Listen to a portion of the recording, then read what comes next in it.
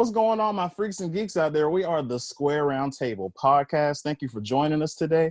I'm your host, Chad Singleton, and these are my wonderful co-hosts. Please introduce yourselves, guys. Dmitri. Josh Singleton. Marcus. All right, guys. It is October, and in the spirit of Halloween, we have a very special guest with us today. He is an author of short stories and horror novels and is killing the game right now with his most recent release, Clown in a Cornfield. Definitely on his way to becoming a household name in horror, and we are so proud of you, man. Let's give it up for Adam Cesare. Thank you so much. Thank you. That was what an introduction. I'm gonna play this for my wife and be like, "See, See, I told you."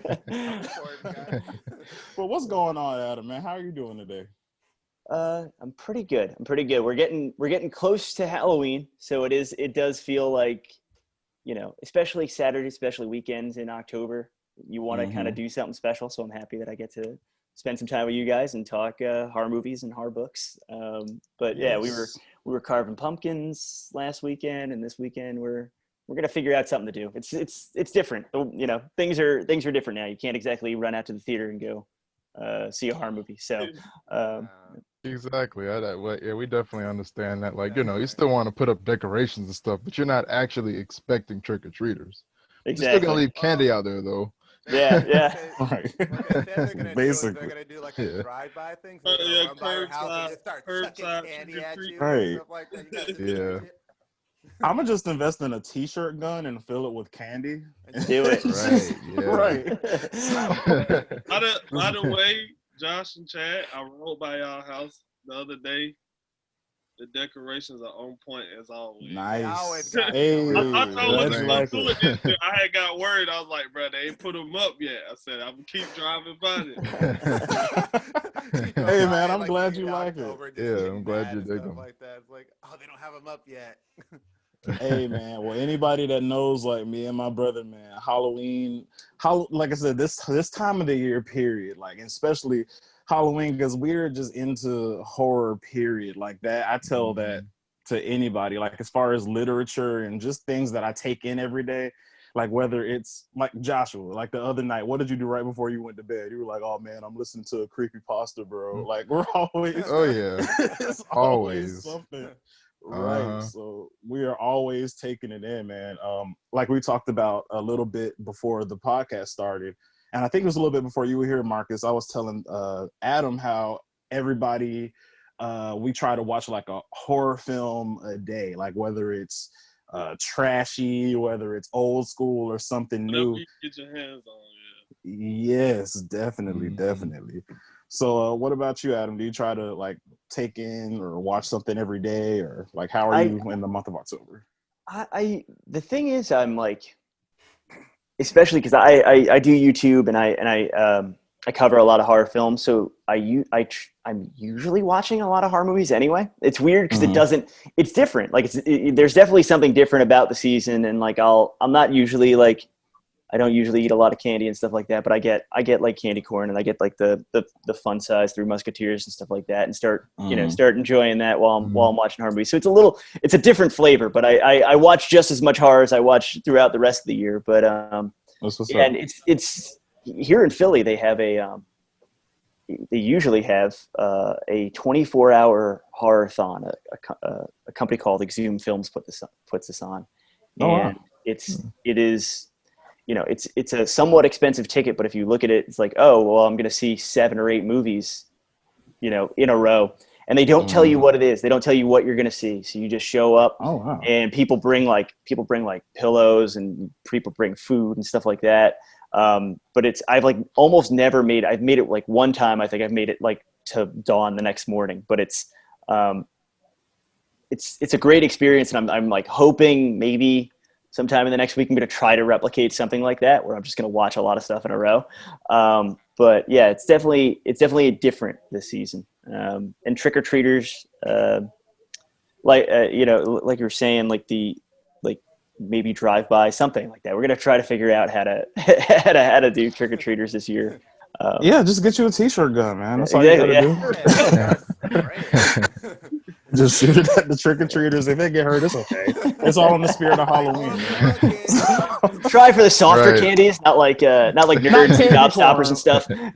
Right. Definitely not candy corn. Right. Right. Make everybody pay for this like chat room. I'm telling you, man. So hey. But yeah, man. So we just wanted to know kind of about like how you came up as far as liking horror, like what kind of sparked your interest in the genre, and like when did you know that you wanted to be a horror like novelist, like write horror stories? Like when did that like idea pop into your head? It's weird. It's all like it all feeds together because it's like as long as I can remember, I've liked scary stuff. Like from the time like my mother was taking me to the grocery store, we, you know, at our grocery store, there used to be a VHS rental section, like a very small one. And I would just always just stare at the covers of horror VHS before like, you know, it's like 3 or 4. Like some of my earliest memories just being like, oh, Freddy and Jason like scare me. And I don't know, like, I don't even know what those movies are about. I don't know what they are. I just know I want to see that because I like being scared.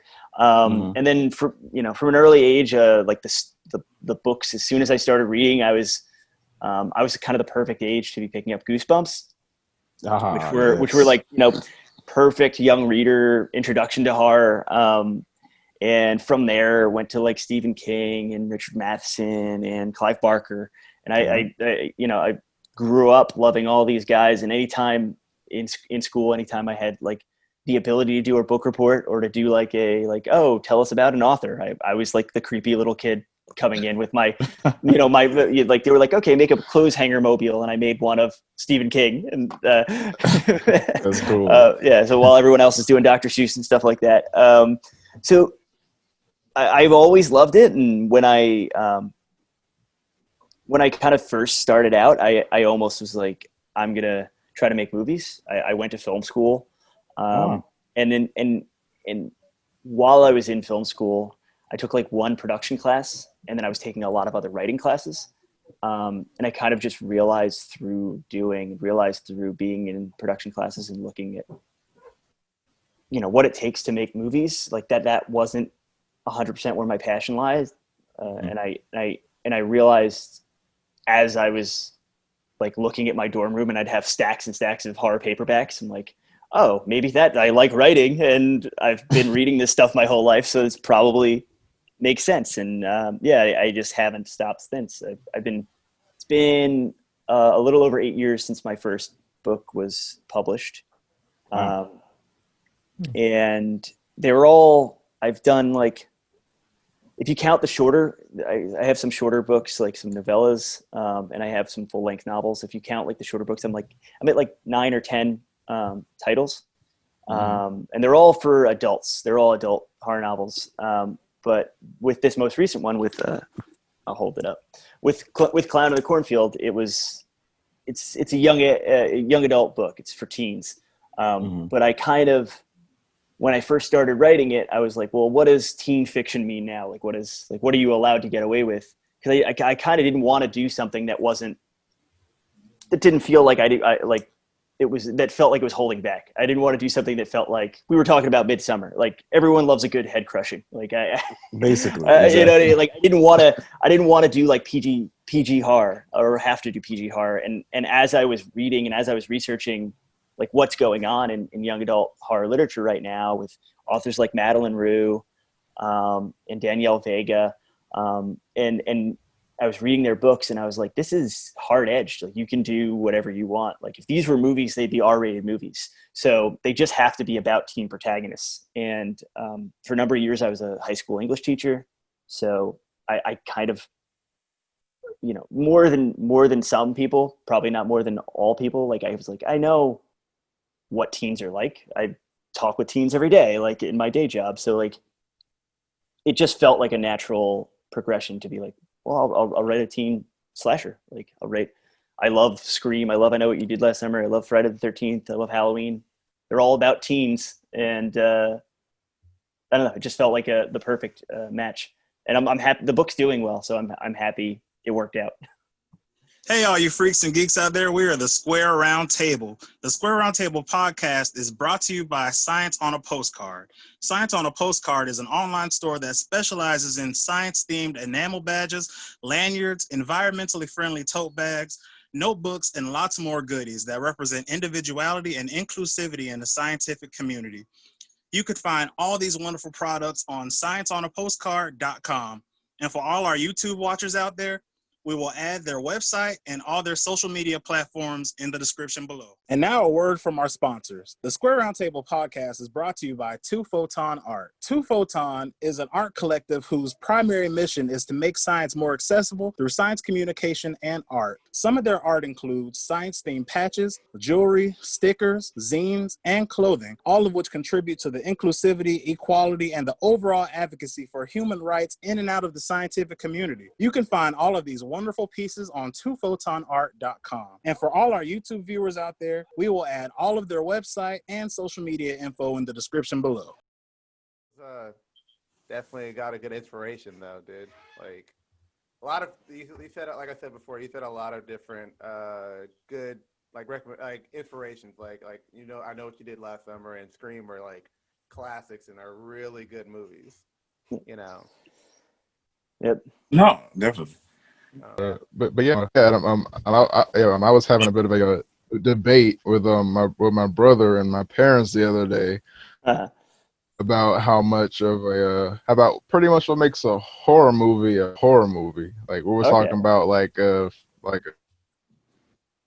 Jason and Predator, but I really love Rambo, and I insisted that we watch Rambo, but they were like, that's not really horror. So what would you consider a horror movie, or what isn't? Because I think Rambo's a horror movie. That's a great question, and it's funny because I think some of the Rambo movies are more than others. Like I think like First Blood, is not really. It's like a drama. Then the other like Rambo 2, 3, more action movies. But then the second to last one, not the most recent one, but not Last Blood, but the one that's just called Rambo. I would argue that almost is, and John Rambo is basically a slasher. Like he's in Indonesia just cutting people's heads off and stuff. Like he's pretty close to Jason. He has a higher body count than Jason. Right. Nobody touching his body count, man. See that we need that. We need a Jason versus Rambo. Ooh. Oh yeah, that'd be a good guys. I need to see that. They're putting him in Mortal Kombat. They're putting him in Mortal Kombat. Right. Exactly. Yeah. Can't wait for that. Like he did the crawl. He did the crawl. One of his moves. I was like, what? Yes. His fatality is just so like brutal. Like it really is. I was just like, I didn't expect that from him, but I was like, well, it's Rambo, so like, you kind of that throat rip is ridiculous. That's definitely something. That's a horror best thing. Whole throat out. Right? Like ripped it all out. I was like, oof. But yeah, guys. But speaking of like horror movies or just movies that aren't horror but could fit in that genre, it was funny you were saying that, Josh, because the other day we were watching Willy Wonka and the Chocolate Factory, and I'm like, dude, this is a horror movie. Like it's got everything it needs to be a horror film. Like it's got the boat ride, which is scary. It's got a collection of children that all have particular vices, and each one of their vices is causing them to get killed off. Right. Like, because they don't explicitly And then Willy Wonka's like, I don't know what's going on here, but he knows everything. He got his little Oompa Squad coming out singing a nice little song, but it doesn't look like a horror film, but it is. It is. And it's not explicitly stated, but like those kids just disappear and they do not return at the end of the movie. One kid has to go to the squeezing room. That sounds terrible. Right. The newer one where they do come back in the newer one, like the one with Johnny Depp, they do like show them at the end, like doing their transformation and stuff like that. But the original, nah, they just they was gone. They're gone. Yeah, they're done for. Like one Augustus of them, Gloop is next year's Wonka bar. Yeah. I'm telling you exactly. Like Right. I can't remember her name, but one of the girls, she fell down the garbage chute, and Willy Wonka was like, "Yeah, well, hopefully the incinerator isn't on today. If it is, he's like, yeah, that was so bad egg. I was like, bro, he like got no filter. Like them squirrels were going to town and the Johnny Depp one. I was like, dang, that's kind of horror right there. like Talk seriously, about knock on her head. I was like, oh no. right? It's ridiculous. So, Adam, are there any like films that you like that aren't really considered horror films? I actually have one more that really really traumatized me as a kid. Pee-wee's Big Adventure. That scared the crap out of me. Yeah. Large Marge. I was a little kid. I almost peed on myself, and I had never ever. I almost peed on myself. That was like the scariest thing because it came out of nowhere, bro. It was like a jump scare to the max, bro. To the max. Her whole face melts and changes. Yeah. Right.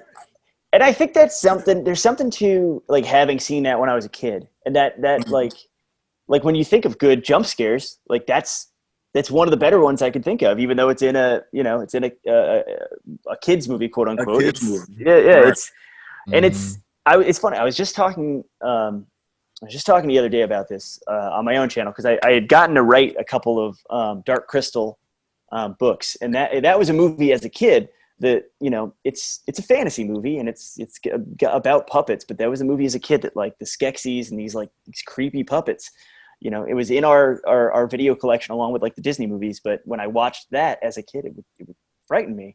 And I think there's something healthy about that. And I wish more kids movies nowadays were just scary enough to get scary kids interested. Just scary enough to get kids interested in horror because I think that's And I big think part of it. Yeah. Oh, go ahead, Marcus. What were you about to say? No, I was just gonna say because like as a kid, for me, like just like with Peewee, for me, every time Michael Jackson's Thriller would come on, I was like glued to the TV because I just thought it was so amazing that Michael Jackson was turning into a zombie and he was trying to eat the girl he was on a date with. And then like the beginning when he turned into a werewolf, I was like, bro, this is awesome. Like. And my brother used to hide behind the couch. So I used to be looking like, bro, you got to come watch this. And he was like, oh, no. I was like, man. So I was kind of messed up from the start when it came. I was like, so I've always loved it. And then like I told these guys, I also went to school for film. And I took, instead of like the production side, I went like whole theory. So I had to take a theory class for horror, and when I say the stuff we had to watch, like I never thought in a million years I would watch The Brood and The Phantasm. Oh man! And sit there through the whole movie and watch it, and be like, wow, like I could watch it again now, and I'll be sitting there looking like eating popcorn, like I'm watching a regular movie or something. So it's definitely had an effect on me. I love Phantasm. What a great class that must have been. To be able to watch The Brood and Phantasm in any academic setting is awesome. That teacher deserves a gold medal because that professor. That's awesome. What were you saying before that? Oh, Thriller. When I was very young, my mother would drop me off at her babysitter's house. And she had two young kids, and they would just always want to watch like Care Bears and things like that. But on their shelf in their tapes, they had the Thriller tape. And the best thing about the Thriller tape is that it had to like make it a longer runtime.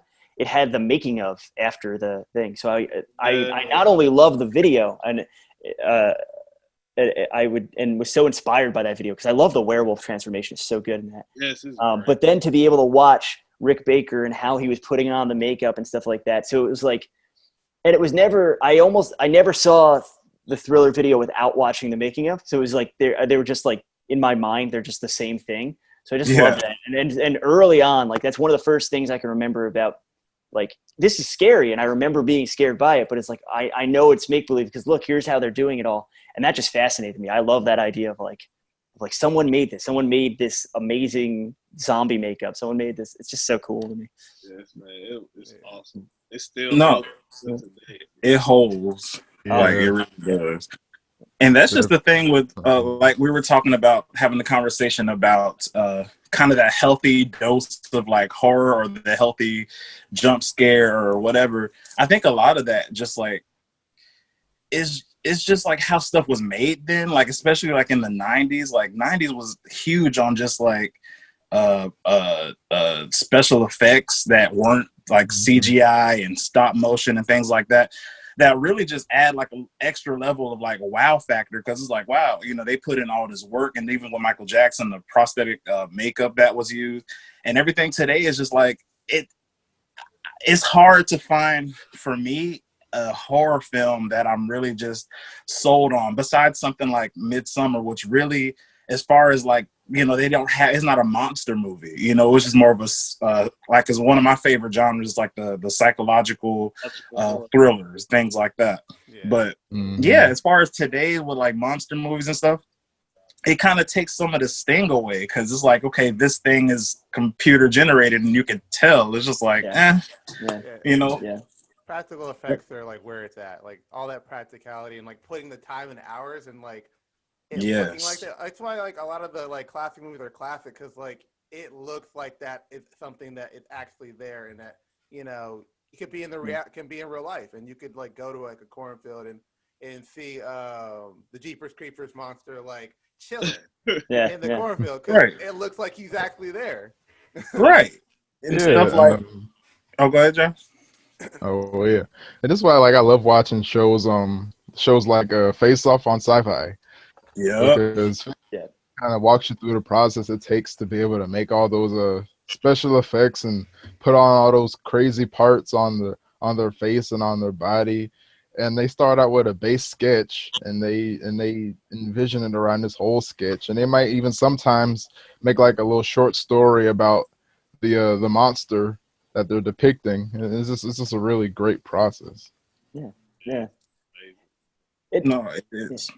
It's art, but there's a storytelling in the art. Like it's like it's just I'm so in awe of that kind of stuff, and I think that's a lot of horror. Like that's a lot of horror fans feel that way, and I think that's a misconception. Like when I'll, you know, be at parties or small talk and be like, I love horror movies, and people just kind of they either don't like them, or they either kind of assume they're like, oh well, you're just kind of like sick, or, you know, like you're just like, you know, like sadism and stuff like that. No, but it's like I like this stuff because there's a certain art to it, and there's a certain like appreciation of like there's speaking of like throat rippings and stuff like that, like there's these things are hard to watch, especially like practical gore effects, like but they're hard to watch because someone put a lot of time and effort into making that look real. Like when it is like like you add CGI blood to something and you kind of dilute it, and it doesn't look as homemade. There's something more cynical to me about that. There's something more cynical, like, oh, we'll fix it in post, we'll just do it later. And it's like, well, that's not, you didn't take the time to put the love into that head smashing or throat crushing, or, you know, and I really do, like, I think that is like and my wife, as I had mentioned, is not like a horror fan. And one of our first dates ever, we went and saw My Bloody Valentine 3D. And we were in a crowded theater in Boston, and she was like, when she said she didn't like horror movies, I didn't really know what that meant. I didn't know that she was just going to be like attached to me the whole time, like squeezing my arm and jumping at every little thing and that's a kind of a goofy, fun movie. So I'm just like laughing and just enjoying myself, and just like people are grossed out in the theater, and there's a great scene where that puts a pickaxe through Tom Atkins, Yeah. like right here. And I'm like, what a great, funny little gag. And she's just like, what's wrong with you? Like, why are you laughing? And I'm like, 'cause it's great. This is great. And it's hard to, if you're not a fan of it and you haven't been, like Marcus would say, like the idea of like first time you watch something like Phantasm, it's shocking, and The Brood, it's shocking. But later you get to that popcorn element of like, this is just what I enjoy now. Yep. No, definitely 100%. And because I feel the same way, because rewatching films that, you know, scared the crap out of me when I was a kid, I get to appreciate them. That's another level of that now. It's just like, oh, okay. Yeah. So I can kind of see how that worked now. Because I remember just that scene specifically, like, Adam, man, it couldn't have been timed more perfectly. I remember this like it was yesterday. I walked into the room and that large Marge scene happened and I almost died. I had it was so, you know, as a grown man going back and watching that, I'm like, wow, you know, and I appreciate the hard work that went into it. But even on the other side of that, like for the writer, like you guys are tasked with such like just such a hard thing to bear, because 9 times out of 10, you know, horror films have been, you know, just a part of pop culture forever, you know. So roughly speaking, even the layman that doesn't watch horror or, you know, digest or take it in every day, we know how it works. You know, we know how the stories work. There's a guy, he comes around some kids and picks them off one by one and blah, blah, blah, blah, blah. But you guys have to take that and make it brand new every time. And the fact that it works is like really it's an astonishing feat, because it's like, okay, I'm going in kind of already thinking I know how it works, and then I'm reading and I'm like, oh wow, that was new. Well, I appreciate that. Yeah. And it really is, especially with something like Clown in the Cornfield, which is you know, it's meant to be like, I want everyone to be able to enjoy it. And I want, you know, my fellow horror fans to be able to pick it up and find something new in it and enjoy it. But I also, when I was writing and I was thinking like, and this has happened since the release, like people have reached out to me and like, you know, younger teens, like teens that are in like middle school and stuff like that. Like a kid used she had her mom send me a note and told me how much she liked it. But it was like, when I was writing it, I was kind of thinking like, this could be the first, if not the first horror book, but like maybe the first slasher that anyone enjoys, like that a teen enjoys. And I was like, I've got to bring my A game, and B, I've got to mix things up so that those preconceptions of what the genre is and like, you know, oh, well, it's kind of simplistic, or, oh, it's kind of this way. It's like, yes, but all those movies that are classics because they did things, either they did things first or they did things a little bit different.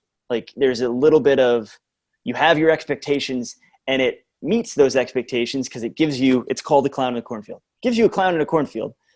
But does it give you something a little bit extra? Does it give you something a little bit to think about? Does it surprise you and reverse something that you were expecting? So it was all running through my mind as I was writing it. And I was just trying to do the best damn job I could. Like, and I hope I did that. And I have a character in the book that's like it's Friendo the Clown. So I didn't want I knew people were going to pick up the book and from the name, and right. It looms large in especially like in the horror scene now. Like every cosplayer has like, they've done the It makeup, they've done the Pennywise makeup. So I knew that people were going to be picking it up being like, I automatically think Pennywise, and Cornfield, I automatically think Children of the Corn. So I wanted to use that kind of against them. I wanted to be like, you're thinking you're getting one thing, but this is about a guy in a clown mask. Like he doesn't do any clown gags. There's no balloons. There's no some very small cars. There's no, you know, I just wanted to use almost like the idea of the title against someone's preconceptions or what they thought they were getting. And I just wanted to kind of just do like a straight up, like, if you're a teenager now, what are you scared of? If you were a teenager in the 70s, your fears might have been a little bit more simple. If you're a teen now, you grow up and you've had active shooter drills, you know, every couple weeks in your school. You have all these different things that your parents are worried about, that you're also worried about. like it's different. Being a teen now is different. And I love those movies from the 70s and 80s and 90s, but this is a different time. And I thought horror had to be a little bit different for that. And Definitely. I definitely agree because I think that's the thing about horror. Like you said when you were talking about your experience, like sadism, because it's that pleasure that we get. It's because that's really what it is. It's like a pleasure you get from seeing others like suffer. Yeah. And it's so weird, but you don't really think about that. You know, it's just like, oh, I love to watch this. And when you were saying like how you have to, these ideas, you have to keep recreating them. It's just like with Dracula. Like, look how many times Dracula's been made. It's from like the very beginning, from Nosferatu, and then actually like every like decade, it's a new Dracula. Like you know, the Gary Oldman Dracula, the Christopher Christopher Lee who did Dracula? Christopher Lee, yeah. Like you have so many different versions, and certain people, you know, they connect themselves to this version or that version because that's the one that they saw. And like for me, that's why I love that I got to experience it in school with film. Like you get to appreciate the older horror films because you see like it's really more storytelling than it is trying to scare you. And it's about the monster. Because if you watch older horror films, you actually feel for the monster. And the people who chase the monster, those are really the monsters. Those are the real monsters. Mhm. Like, you know, like with Frankenstein, I love the original one because everybody says he's the monster, but he wasn't. He was just trying to figure out what was going on, like the scene with the little girl. Yeah. You know, he saw the little girl throw the flower, and, you know, spoiler alert. He picked the girl threw the flower, and he picked up and threw it. So, you know, I think earlier movies were more storytelling. Then when you get the new age of the directors like slasher films, it started to become more about, you know, gore, body horror. And I think, you know, from there on, a lot of people just tried to replicate, you know, what was before. And that's why it was so hard, especially now, to keep that genre, you know, kind of headstrong. But I think, too, like with horror, it's one of the most, like, mixed genres ever because you can mix it with so many things. Like, for instance, Alien. People hear Alien and they say sci-fi, but it's more horror than it is sci-fi. That's why I love it because it's a genre that you can really put in anything. Anything. Yeah, there's like even if you watch like on Netflix right now, there's the Haunting of Bly Manor, which is it's a horror show, but it's mostly like a character drama. It's mostly like like a love story. Like you can mix horror with anything, and horror is an incredibly versatile genre. And that's part of what appeals to me about it is that like I can be in the mood for any kind of horror film. Like I can, like if I want something more slowed down or sedate, I can watch the old Boris Karloff Frankenstein or the Bela Lugosi Dracula, and that's kind of like cozy, nice, watching. Mm-hmm. But if I want something more amped up, if I want like a Rob Zombie movie or something like that, like those are harder edge. Always.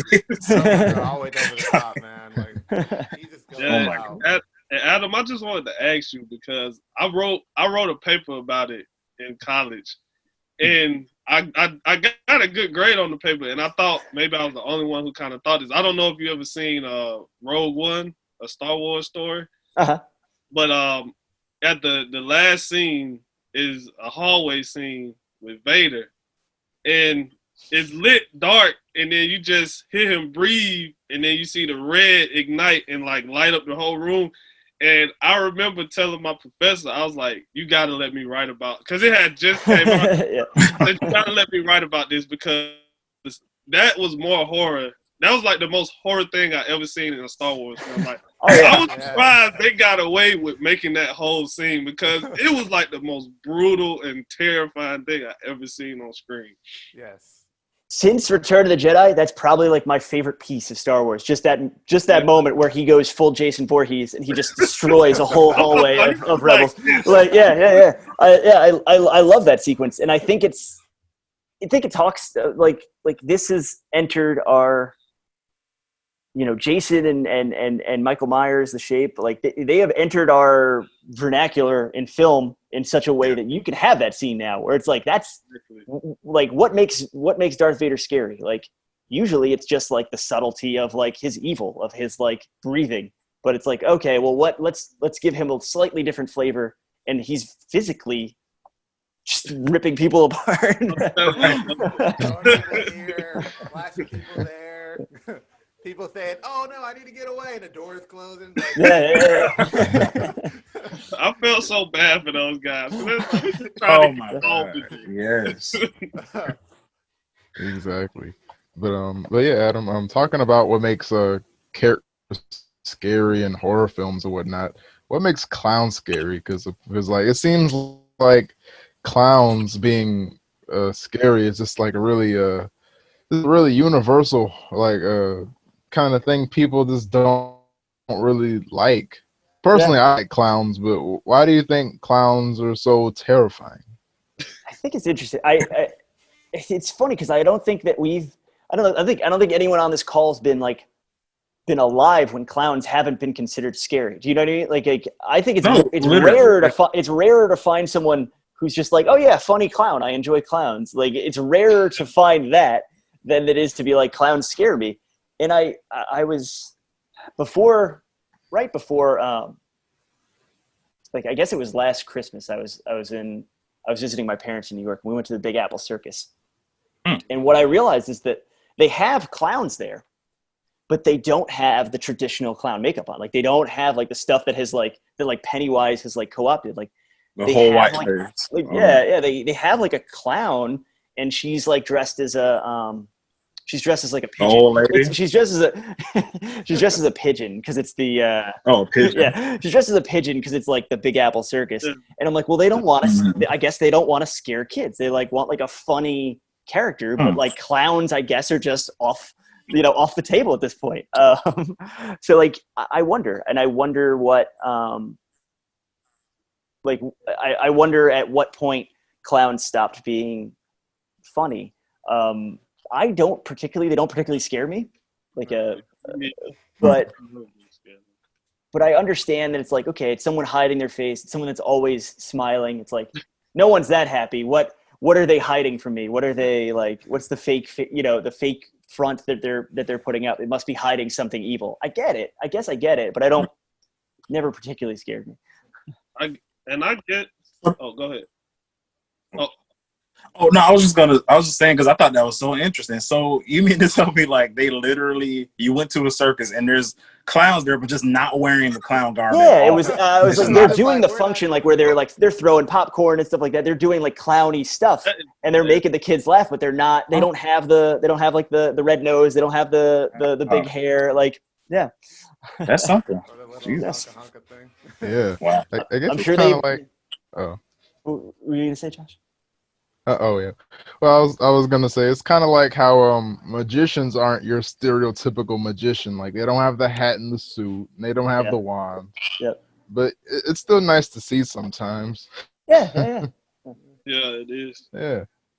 No, you'd be surprised because I was just recently. Well, I'll give you like kind of a little background because when I was younger, I was like starkly like I had the worst fear of clowns ever. Like it was like terrible.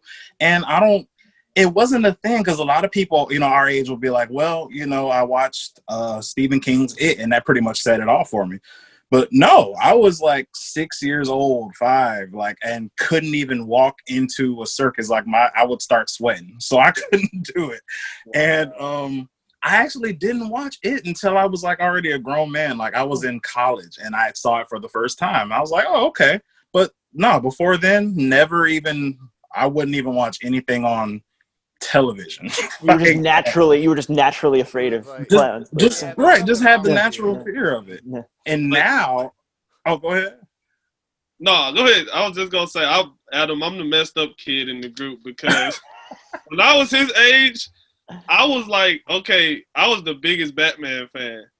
So I was a fan of probably the most scared clown that they could have ever made. And I was like, man, this guy's awesome. So I even had a clown at one of my birthday parties, and it wasn't even funny to me because I was like, man, this dude sucks. I need to joke at him. Like, what is this? So for me, like clowns, whenever I think of clowns, it always takes me to like Joker or Pennywise or something like that. And I think that's why a lot of people are scared of clowns because of their like first introduction to a clown. If it's not like at a party or something, it's maybe something like in media and they see like that portrayal, or just like, you know, Chad said, it's just something where you just like, oh, I don't know about that. Like, right. So it's just one of those things. Like I went to high school with a girl and we were 18 and we just said the word clown, and she was like, "No, please! Like, I don't even want to hear it." It's a phobia. I think The Dark Knight had just came out, and I was like, "Yo, we gotta go see The Dark Knight." And the Joker, she's like, "No, I don't want to hear it. I don't want to know nothing about it." I said, "Okay, I got you." But yeah, I mean that's so true, man. It's like a lot of people, like not me so much now, but I actually think it's so interesting because I read a couple articles about it, and it's just like we're gonna get to where that profession isn't a thing anymore because there's so many professional clowns that have lost their jobs because of this, and it's and it's because of Adam, like. and I feel bad about that because I actually I enjoy like the art of like a clown or like it's like that's someone who studied how to do this. Like it's someone who it's interesting to me, and I'm sorry, but and I'll have people that like I'll post the cover or like I'll see reviews and there'll be certain comments where people are like, yeah, you said this book was great, but I can't do it. Like I just like it's an instant no for them. They can't even like think about it. I'm like, that's fine. Like I lost out on the sale, but I understand. And then Adam, it doesn't help your case that like just last year, Joaquin Phoenix Joker come out, and that's about a clown who had a clown eye, and he goes crazy. So it's like you can't win, man. You just can't win. So I mean, and then before that, you got clown sightings and stuff. So it's just I was about to say, we had like a year of just clowns just showing up everywhere. I'm telling you, you just can't win, man. But compared to this year, that's like if that happened this year, that'd be like the least scary thing that happened. It really would, exactly. Really. All right, like seriously. I'm inside my house. Like you're not getting me. So. Right, I'm not leaving the house anyway. Yeah, exactly. Don't worry, I won't be out. Yeah. Right. Exactly. But yeah, Adam, I'm not particularly fazed by clowns. Like I said, in fact, I love them. But your cover art for Clown in the Cornfield is really cool. Like it's actually pretty scary. But how did you come up with that? Like this was who? This is the artist. The artist name is I actually didn't get to pick, which is. Usually with my last books, they were more independent publishers and I had a say and like I got to kind of pick, but this is Harper Teen. So they are just a bigger publisher and they're like, don't worry about it. We're taking care of everything. And this beautiful art, Matt Ryan Tobin is the artist who did it. And he's, they just sent me that finished art and they were like, here it is. And I couldn't have been happier. I was like, this is an awesome cover. It's scary as hell.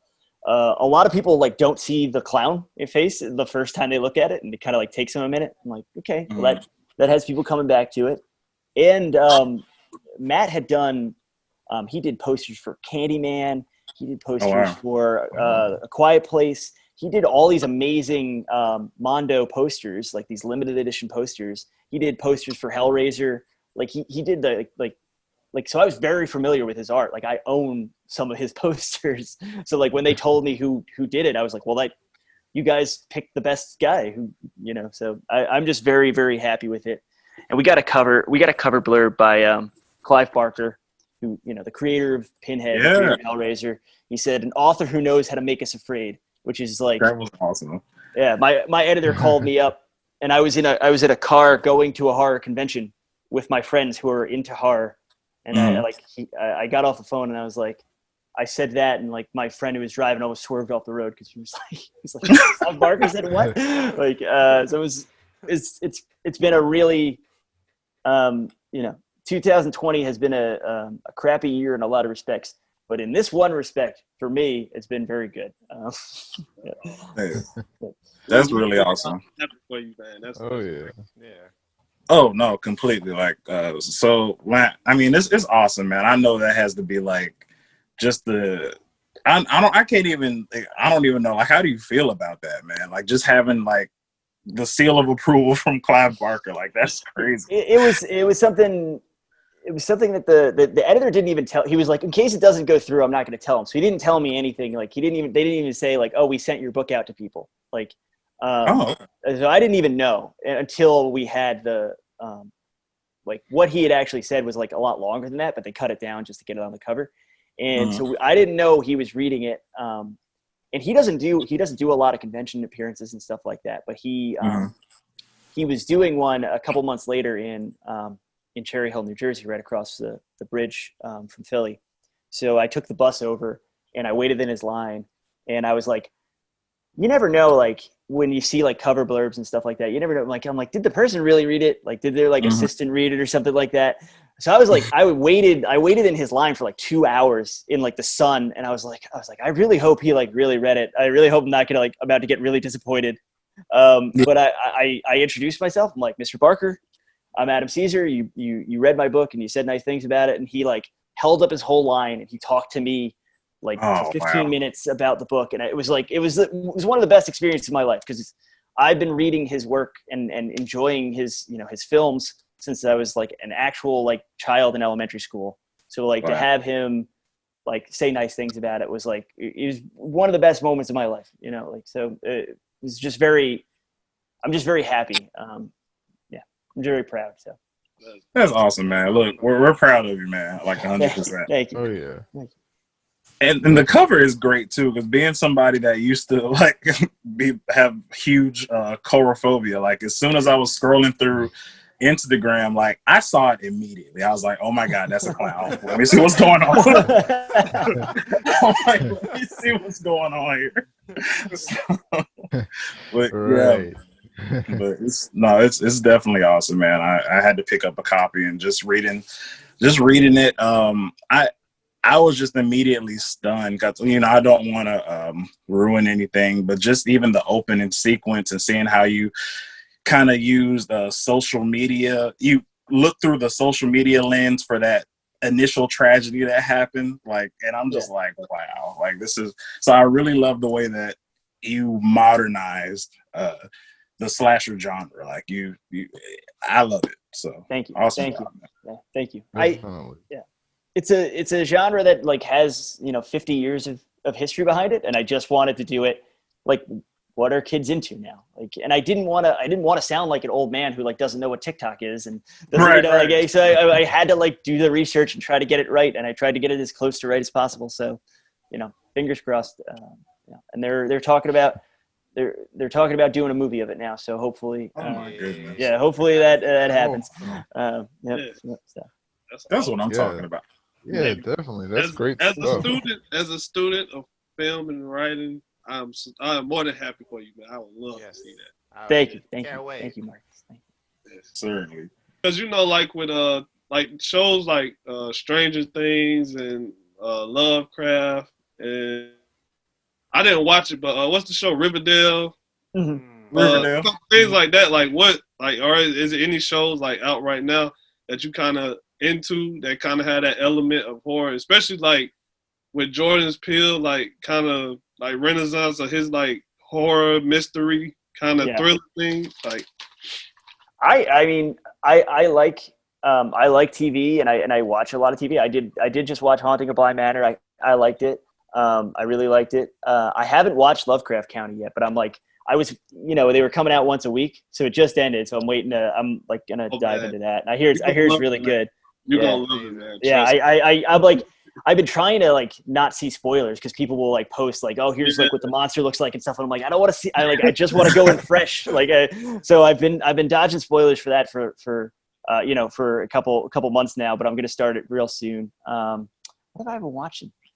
Yeah, speaking of Jordan Peele, I Get Out and then Us I was just, and they came out, maybe 2 years. I don't know what his next movie's going to be. Like, I want to, like, I feel like I'm like, okay, I was now been trained to be like every 2 years I get an awesome Jordan Peele movie, and now it's like now we have no movies in theaters and stuff like that, and I'm like, it's killing me. I'm like, what is it?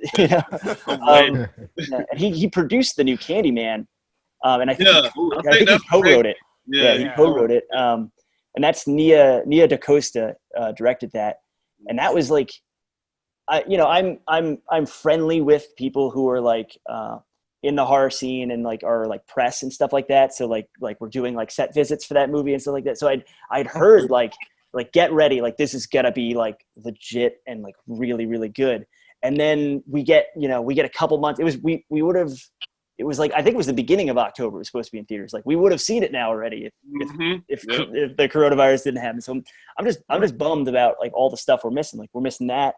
Halloween Kills was supposed to be this month too, which I really liked the new Halloween. Like, and I wanted to see what the sequel of that was going to be. Like, right. It's just it's a bummer. And we're getting more stuff like just put on streaming. But to me, that's like, I like streaming, and I have like I try to set up like my TV as nice as possible, but it's very different. Like it's a different experience than going to the movie theaters and enjoying. And I was someone who was at the theaters like once a week, maybe once every other week, but like usually once a week. Like so, it's like I don't know how you guys are holding up with it, but I'm like I'm really missing it. We all are hurt right now because we were going. Like I said, the last movie we all saw together was The Joker. That was the last one we got to go see together. And, like, then we've been going crazy because we ain't been able to go to the movies, man. I know. These good stuff, so we understand.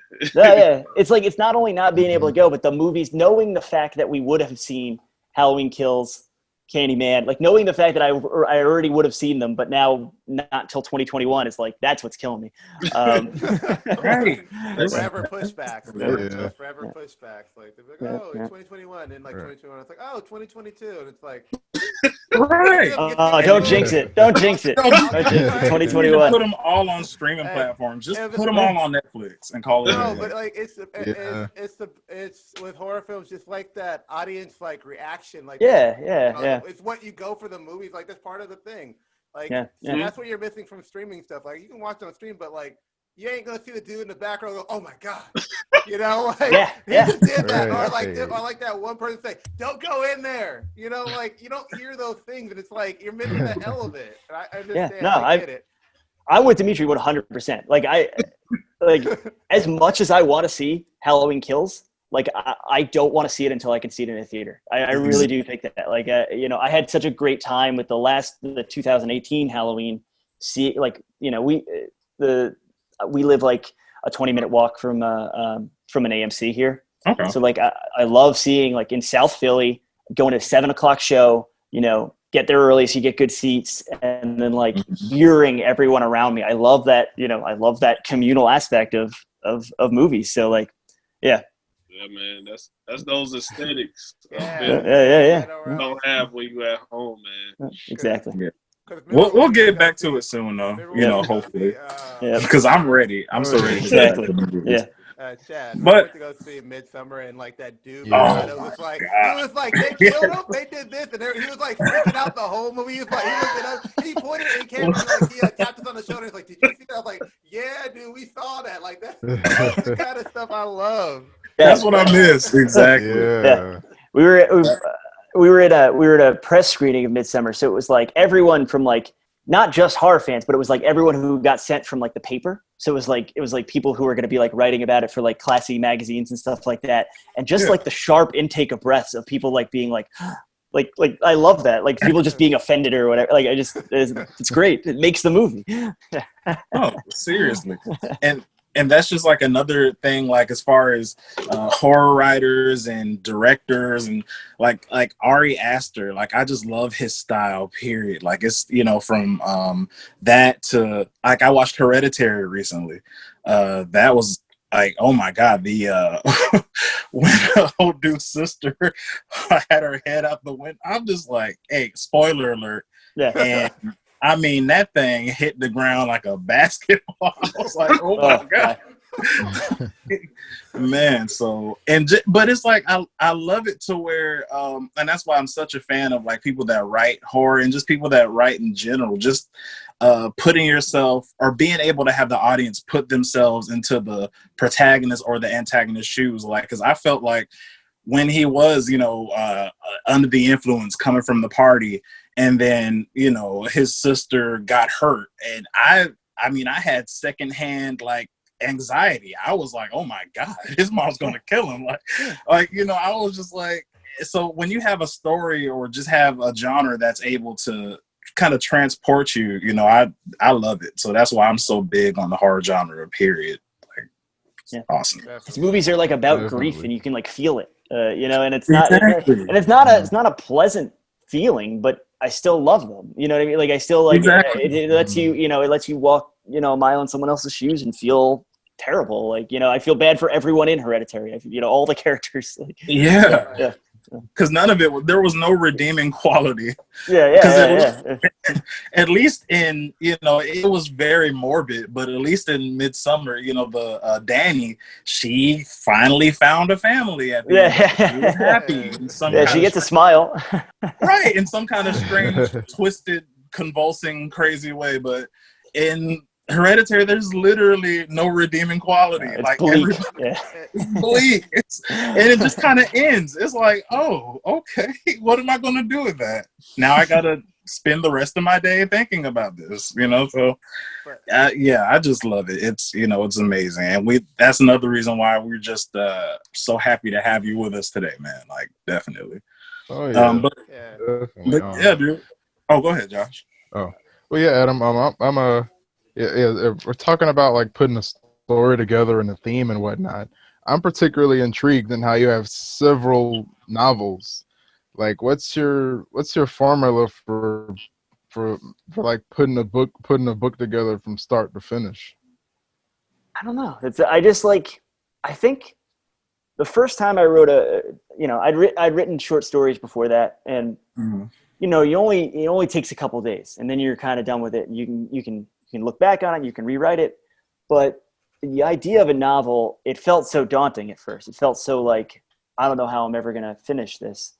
And then I remember like the feeling of finishing that first one. I was like, oh, it's just the same process as short stories. You just do it over weeks and months instead of a couple days. And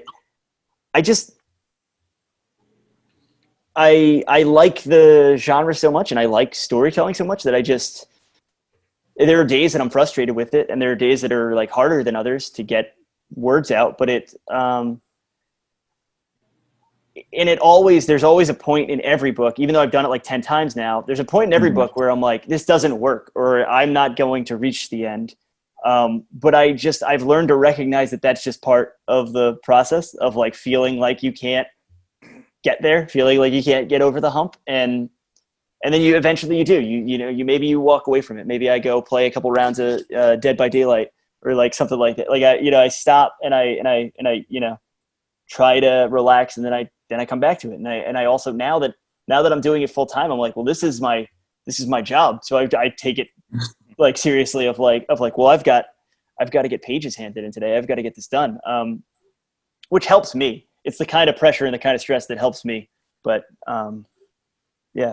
that's how I go about it. I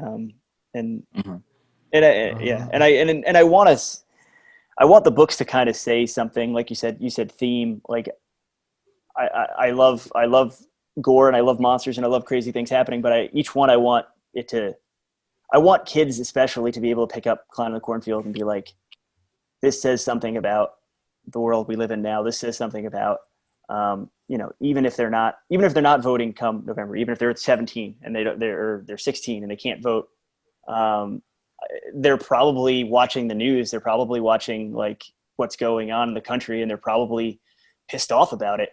And I wanted to write something that like, at least, put being pissed off in a constructive, way. No, that's good stuff. And that's Yeah, and that's a great perspective because being somebody that being somebody that has been working on a novel for years and trying to figure out how to finish it. That's definitely something else to put on my mental like a scrapbook of things. Keep doing it. I mean, it also like there's no time limit on anything. There's no like it's not like, oh, I've been working on this for years. It's still valid, and you're still like just one foot in front of the other, just one foot in front of the other. And what I suggest is just get a draft done, because even when you type the end, you can always go back to it. You can always edit it. You can always rewrite it. You can always redraft it. So just like one foot in front of the other. Like take it day by day and enjoy the process, because it's meant to be fun. So I'm having the same problem. I got a short story that was way back in like 2014 for a class I did in college. And I've been trying to look at it and revise it for the longest, Josh, and I haven't got it done yet. So trust me, you can have something done and you still can go that same thing. So it's just when you gotta just when you get to it, like Adam says, it's just that time. You pace yourself through it.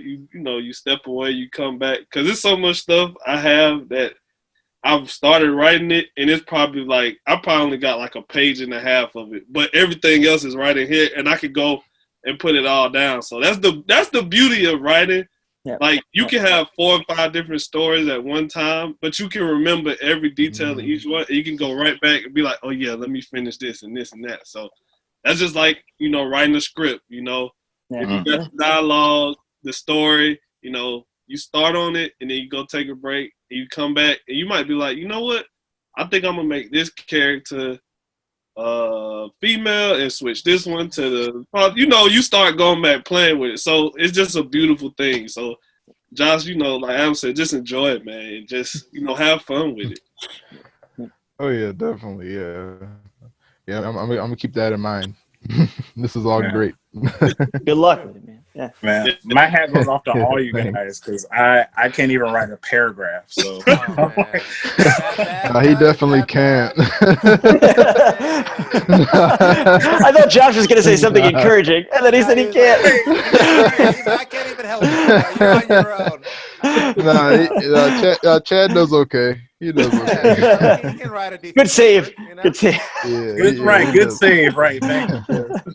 No, the closest thing, maybe a 10-page scientific paper, it'll kill me. Like it'll literally kill me. So anything other than that, I'm not doing. I just can't. So my hat goes off to you guys. I think it's amazing just to be able to take something that you have and just make a tangible body of work, coherent, tangible body of work that I just can't do it. I don't know how that process, like that's awesome. Like that is. I think everyone can do it. I'm a firm believer that everyone can do it. I tell Chad that all the time, man. I agree. It just knocks me down every time. It's a muscle. You just have to practice it, and you get the muscle gets stronger the more you work it. It really is, and it's like there's a lot of writing advice that I don't feel like is helpful to new writers, or to like, because a lot of people will be like, okay, write every day. Not everyone can write every day. It's just the realities of like life. Not everyone can write every day, and like stuff like people will talk about like the muse and stuff like that. And I think I don't know if it's that like precious or that outside of yourself. I think a lot of it's just one foot in front of the other. Just it's a process and it's work, and it's. But yeah, I think everyone can do it. Yeah, I agree. Everybody out there, y'all can do it. Well, I'll maybe one day I'll put something together and we'll see what happens. but I'll leave it to the professionals. Like you guys, I'll leave it up to y'all. But yeah, Adam. But like you were saying earlier, like everything. And I appreciate what you said about just trying to put a message in your work. Because every kind of story or movie that I've taken in and kind of kept with me, knowingly and unknowingly, always had some kind of commentary on something, always had some kind of takeaway. Like the other day, I was watching, and that's why I'm such a big fan of like Stephen King, because even his movies that aren't really just about a protagonist or antagonist monster or whatever, they're still like, you still take something from them, like Shawshank Redemption. Like I love that. Yeah. Green Mile, like I could just watch that over and over and over. I love Green Mile. That movie make me cry every time. Yeah. Yeah, the Green Mile, I think I've only seen it once because I was like, that wrecked me. I don't know that I could Yeah. I don't know that I can do it again. I can't watch that twice. No, once is good. Right, once is good, but yeah, man. So just like even just talking about things that are kind of adjacent or a little bit outside of that genre, like we know, like you're killing it right now. You're a rock star in the horror world. You know, you're doing your thing, man. But I just wanted to know like the process behind, because you've written for a lot of other big titles like Power Rangers, Dark Crystal, Adventure Time. I just wanted to know, how did that process and how did that come to be? And like, what are some of the differences between like writing for comics and then writing a novel? Like what's interesting. And I think Marcus can kind of speak to this because it's like the difference between like a script and a novel is very different. And then the difference between a screenplay and a comic script is it's closer. It's closer than it is to a novel, but they're still different. They're still unique formats. And the way I've written a few comics, and the first comic I wrote was a small backup story in Adventure Time, and the way I got that job was the editor had read one of my horror novels. He'd read Zero Lives Remaining, and he was like, "Okay, we wanted to." It was a Halloween special for Adventure Time, so it was like we want to have horror writers like write Adventure Time stories. So. Yeah, he was basically he reached out and because he liked my stuff and I'm a big comic book fan. Like I'm looking at a shelf of nothing but trade paperbacks because I've got like all my Marvel and Judge Dredd stuff back there. So I've been a longtime fan of comics, but I've never written one, so I had to like look into like, okay, how does one write a comic? And it wasn't that different from a screenplay. And I've had great experiences because now I've worked with 3 different artists, and each time the communication's been a little different. And each time it's been great. And yeah, just recently, I'm glad I have props, but just recently, my Dark Crystal, this was the first kind of story arc I got to do. It wasn't just a single issue. So I did 4 issues, got to tell kind of a complete story. It's a prequel to the Netflix show. But working with this art, French Carlo was just a really great experience because I feel like we really got each other. Like he would read my descriptions, and then it's a much more collaborative art form than just, I'm used to just writing books and then like an editor will be like, that comma's wrong. Like that's not as collaborative as like I'm talking to French and French is like, okay, I'm going to try to draw whatever weird thing you're telling me to draw. And he's just making it better because he's adding his own little, it's a comedy. Dark Crystal is generally like more high fantasy, a little bit darker, a little bit scarier. But the great thing about doing the comics is they wanted like different tones for the comics. So it was like, well, if I'm going to be writing about Hup, he's like a funny character. Let me make it funny. And he would add little in his illustrations, he would put little jokes that I didn't even think of, and it was just a fun process. It's more collaborative than anything else. But I hope I get to continue writing comics because I really enjoy the process. That's something I want to do too. Is eventually write. I want to get into writing comic books because, like you said, it's a lot of it's a lot of film because. Like you said, with the artist, it's the same with film.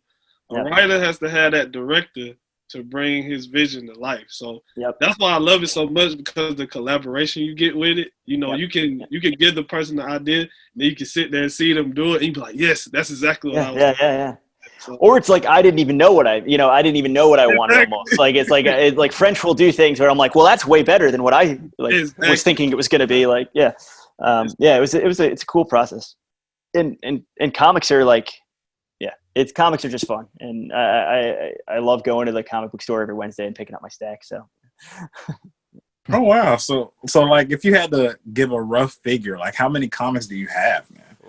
Oh, I mean, when I was a kid, I was you know, in high school and stuff, I was a lot more regular with it. So I've got like long boxes. But right now, I've just tried to stick with trades, and I'll get a few single issues here and there, and then more recently, I've got an old iPad. It was actually from a school I used to work at, and they were like, "Here, you can have this iPad." So I've installed Comixology. I don't know if you guys have done digital comic reading. And I did their free trial for the thing, and I read more comics in like that 1 week free trial than I've read in like the last 10 years, because I was like, it was like Netflix, because it was like I could just continue. Like, yeah, I read like 10 volumes of Thor. Like, I was just like, all right, let's go, let's keep going. Oh yeah, definitely. Like, it's just real cool to have like the like you were talking about, like mapping a character with the like a character's personality with the how they are how they're perceived in writing. Yeah. But yeah, like what's your how would you make a character scary? Like what would be your definition of how you would make a character terrifying in your novels? It's interesting because I almost think more in situations. I think more in like, well, what would be, and we all have fears, and there's some universal fears and there's some very specific fears. But I think of like when I was writing Clown in the Cornfield, I was basically like, well, I know there's going to be, say 10. There's going to be 10 like scare scenes. There's going to be 10 scenes that are, you know, and books are different than movies, because in movies you can have jump scares. You can have someone jump out, yell boo. You can have the you know, the music spike, and that'll elicit a reaction from the audience. But in books, you don't have that. So I rely on to me, the scariest thing is something that I feel like is something attached to the five senses, like, you know, touch, taste, smell, like things like that, and little details. I think what makes a scene scary or a character scary to me is the small details where I read the sentence and I know exactly what that sounds like, or what that smells like, or what that looks like, and I can immediately like think about it. Like, so like to me, it's almost like the scare is in the details. Like the scare is in like if a character's getting, I don't even think this is in the book, but if a character's getting like attacked, and like getting your hand chopped off sounds like it's terrible, but none of us have, like, very few of us can be like, I know what that feels like. But if you're trying to get away from a killer and you're just thrown through a glass table, and you cut the webbing between your pinky and your next finger, like we've all kind of done that. We've all had like bad paper cuts, and we've all had like, you know, like it's like the small details of something like that, where like, to me, that when I'm reading good horror fiction, that's what makes it more real, is the little things. So I try to generally think like, let me not rely on the same trick too many times, but let me think of like a touch, a taste, a smell that could bring this really home for the reader in this situation. That's how I think about it. What's that old saying? That old writer saying? Show it, don't tell. Don't yeah, tell show it, don't tell it. Yeah, Exactly. which in film is easier to do because you're showing everything. But in books, you have to tell them something.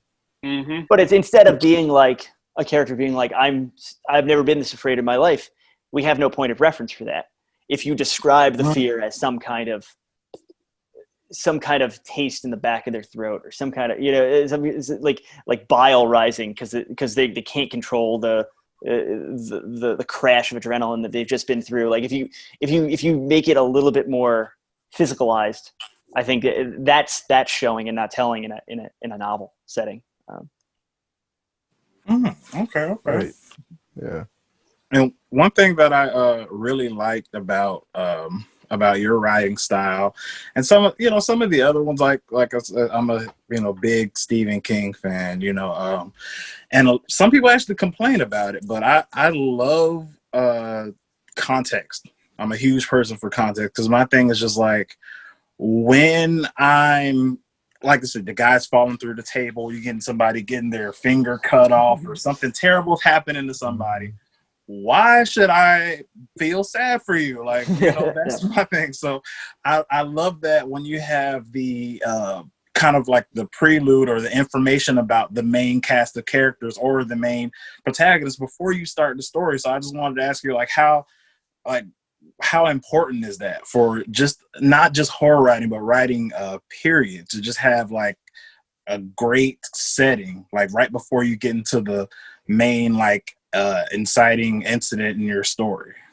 I agree with you, and I think there are readers that are like that are looking at Clown in a Cornfield and they're like, okay, like, you know, oh, it's a slow burn for the beginning, and everyone's entitled to their opinion, but I don't necessarily consider it that way. Like, I think you have to be attached to these characters. It's not like it's somewhat less important in a slasher movie, but I would argue it's very important in a slasher movie to feel for the characters. Like, even someone like in Halloween, even someone as small as like Annie Brackett, like one of the first characters to get killed. Like, I understand her character in it, and it's quickly sketched, but we learn enough about her and about who her dad is and all this stuff to care about her, like, and to understand that it's sad and this is a human being like dying. And I think to me that's very important. And I think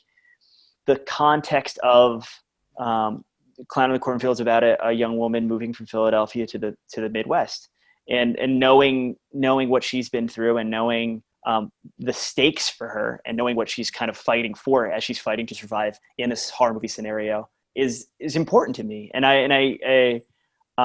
I hope it's important to readers, and 95% of readers, it seems like it is important to them. So I'm glad I took that time to set these things up and to try to make you care about these characters, even like the kind of a-hole characters, even like the characters that end up being bad guys or seem like they might be bad guys, or like would be the stock character, like the annoying girl or whatever. Like, I want it to be like, I don't know, I've never met someone in real life who's just a stock character. I've met plenty of people as a teenager and as a teacher in a school.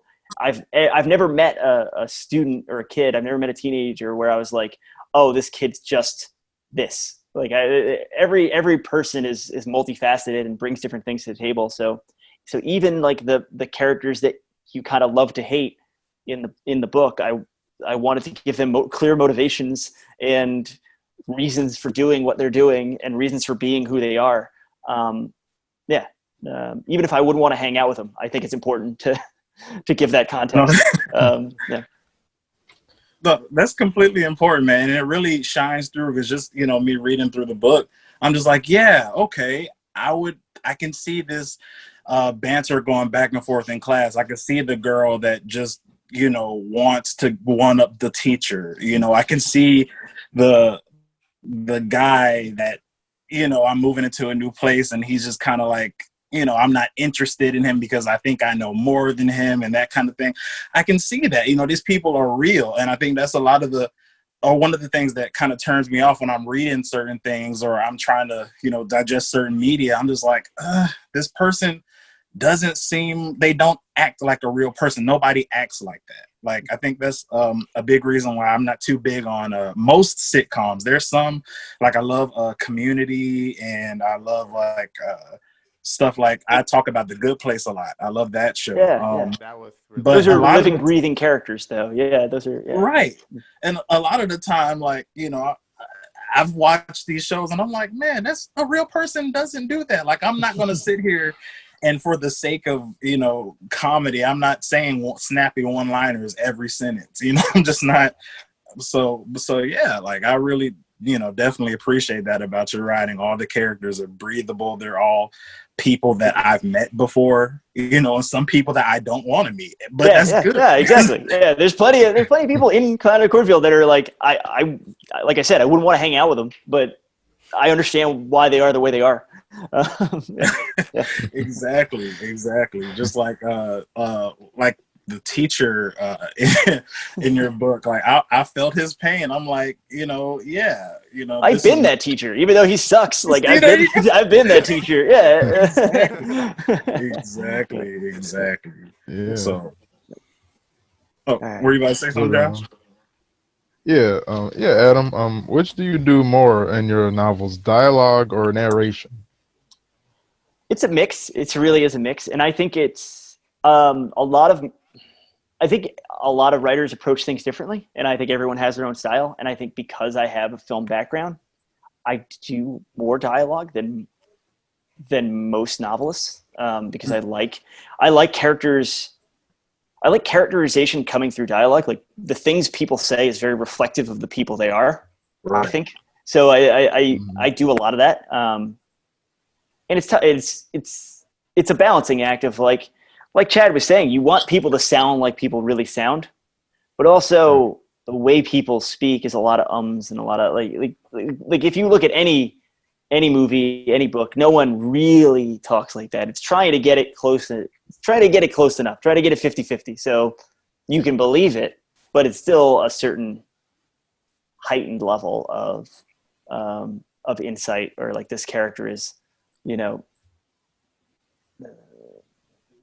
speaking, I can't think of the word, but like they're very verbose, like they know how to talk. Yeah, I do a healthy amount of both. I try to do a healthy amount of both. That's cool. And one thing I also wanted to mention, I actually wanted to give a shout out to the narrator for your audiobook. She did such an amazing job. What's her name? Walensky. She's again like the cover art. I didn't really get to choose, so I kind of they were like, here's the audiobook, and I was like, wow, this is amazing. She's like acting all the parts. It's really incredible. Like I don't know how she does it, but yeah, it's to me it's a really compelling listen. I wrote the book and I listened to the whole thing just like because I just wanted to hear how she was reading certain things. Yeah, it was. Yeah. She's Jessie Walensky. She's really good. Yeah, and if anyone's thinking of checking out and doesn't want to get the hardcover, doesn't want to get the Kindle, I would highly suggest the audiobook. Oh yeah, no, she did an amazing job. Like I was definitely like transported into that because I have the hard copy and I listened to the audiobook. But yeah, she did an amazing job. Yeah.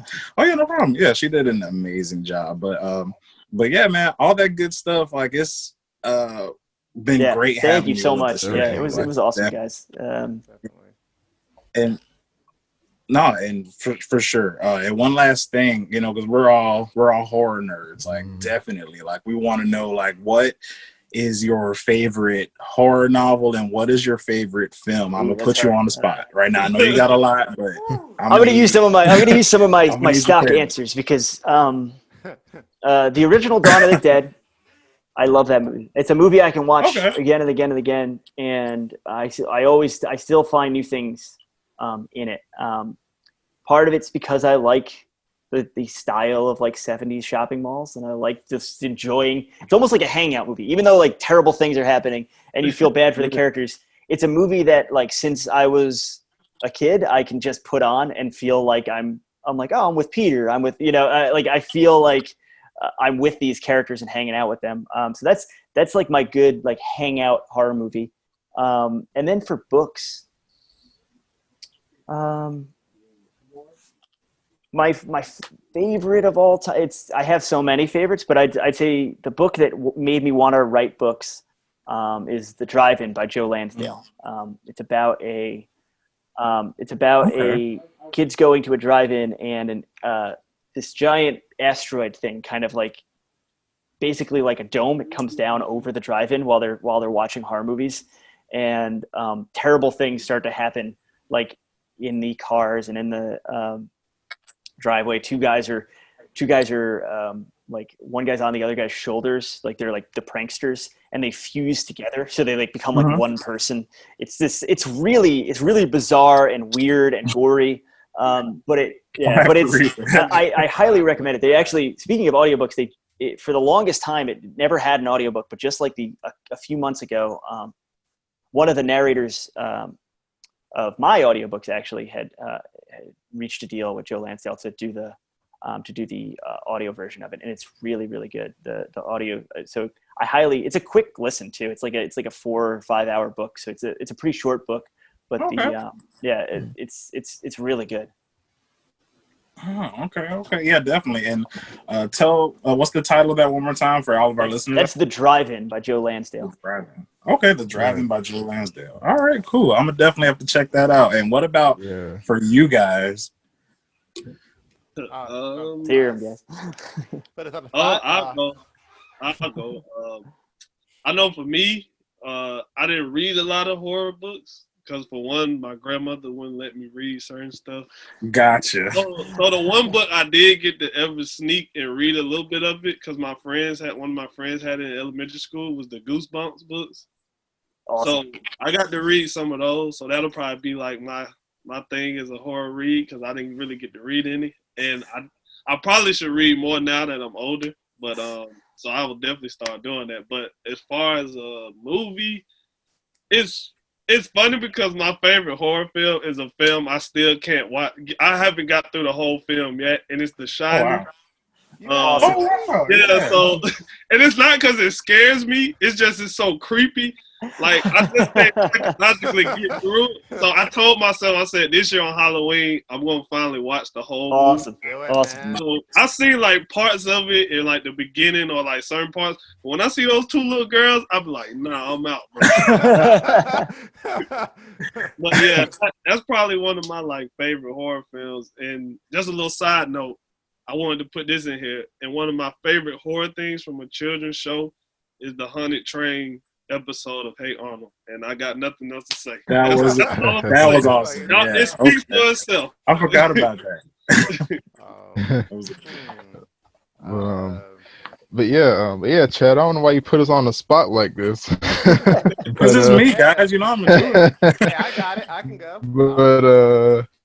But yeah, so I would say,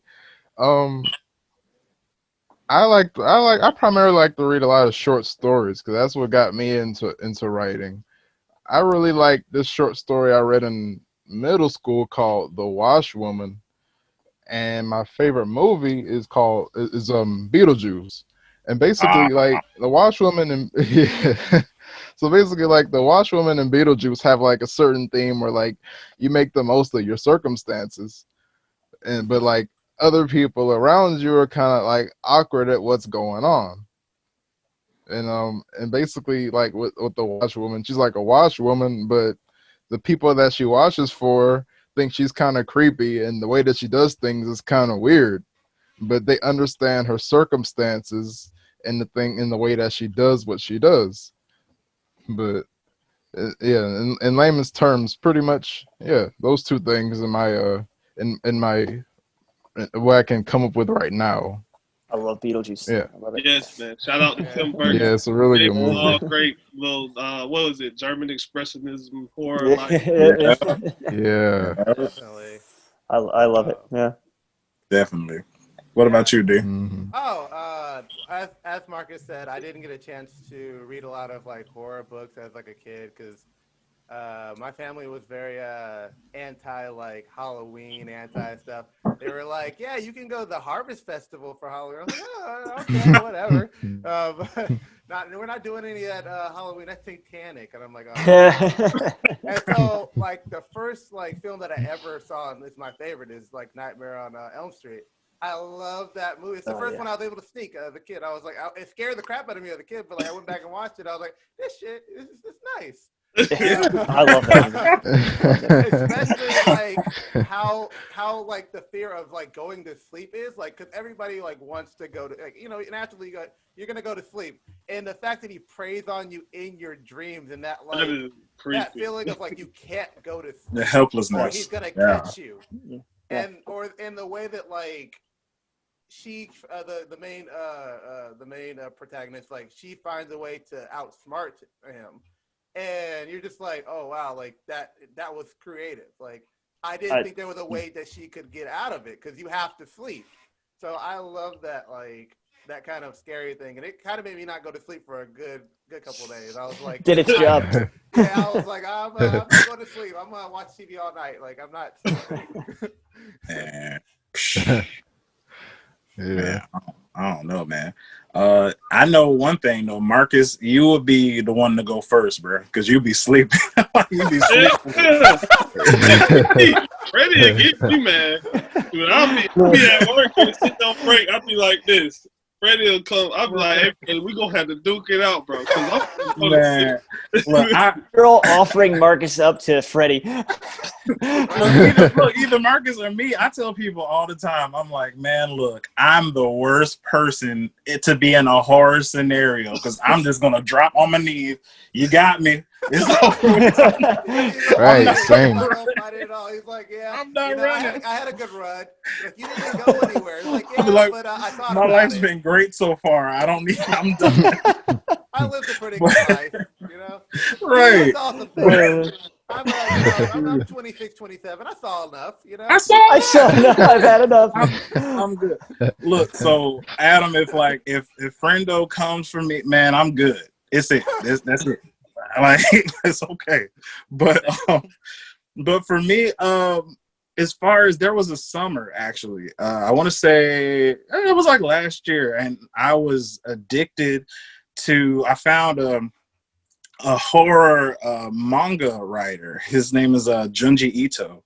And I was, Yeah, do you like yeah. Junji Ito? Yeah. Yeah. And I got addicted to his stuff. Like, and I mean, all of his short stories, the thing that I love about him so much is it's so starkly different because the concept is like something small and he'll turn it into the scariest, like a pen. He'll write a horror story about a pen and he'll flip it in a way that you never thought you would, see anything like that. So my favorite story, I actually have two. My favorite short story by him, I think it's called The Chair. Something like God, that. that's I know what you're talking about. Yeah.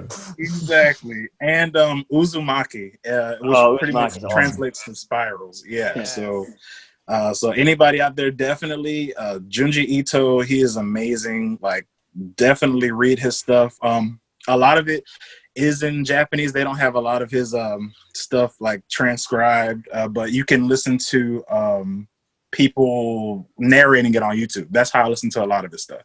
Uzumaki has a translation.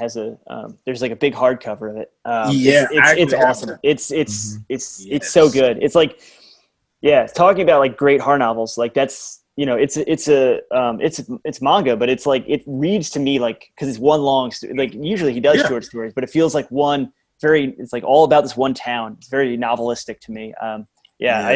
Anyone who thinks they don't like manga or thinks they don't like comics should pick up. That's like one of those books that'll turn people into fans because that's such a good book. Seriously, I mean, really, it totally. I mean, it just hit me out of nowhere. I don't even remember how I found his stuff. Like, it just kind of dropped out the sky. But yeah, definitely Junji Ito. And one thing that me and my mom, like, our favorite horror movie of all time would have to be Dreamcatcher. Like, so I'm just a Stephen King buff. It is what it is. You know what I'm saying? Like, I just love he definitely has just a recipe, and I just love his recipe. Like, everything takes place in Maine. Yep. It's just cool. He just has a great style, man. I love his stuff. But yeah, man, Adam, like I said, it's been amazing, man, having you here awesome with us today. Awesome. Yes, thank you so much for coming out. Like, we really appreciate it. We've all been nerding out the whole time, man. So it's I just thought of thank you so much. Thanks for having me on, and let me know when it goes up because I'll share. I have YouTube as well, so I'll share it out. I just figured out how to share in the community tab. I just figured out how to share other videos, so I'll share it along there. Yep. Hey, we definitely appreciate that, and certainly for all of our listeners out there, just tell them where they can find you. Tell them about your book. Like, tell them where they can buy your book. They can buy the book at it's at Barnes and Noble. It's at a lot of Targets right now. It's online. You can find links on my website. It's just my name. It's adamcesar.com. And if you type my name into Amazon, all my books will come up. Yeah, Clown in the Cornfield, I'd say start there since it's like the new hotness, but I have a bunch more books for you if you enjoy that one. So yeah, thank you so much, guys. Awesome, and it's no problem. And yeah, for all of our listeners out there, everybody on YouTube, we will put all of Adam's information, his social media, where you can find his books. They'll all be in the description below. So yeah, guys, like every time, it is time for my shameless promotion. Shameless promotion. Yes. So you can catch us, the Square Roundtable podcast, every Friday on power214.com at 10 a.m. Pacific time, 12 p.m. Central, and 1 p.m. Eastern. And you can check us out on YouTube on Friday at any time at the Square Roundtable podcast. And if you like it, give it a like, share it, and subscribe. And hit the notification bell so you get updates on our new videos. Yes, please hit that bell, guys, and comment. You know, we like the comments. We want to nerd out with you guys. So, please let us know. Tell us your favorite horror film or novel, like down in the comments. We'll read it and share and talk about it. I'll stalk the comments of this video too. So yeah, I'll be around. I'll be around there, silently judging everyone. Yeah. There you go. That's how you do it. But yeah, guys, so I want everybody, including our awesome guest today, to introduce themselves one more time. And this is Chad Singleton. Dmitri. Josh Singleton. Marcus. And remember, don't go to sleep, y'all. All right. And I'm Adam Cesare. And this has been the Square Roundtable. We're out.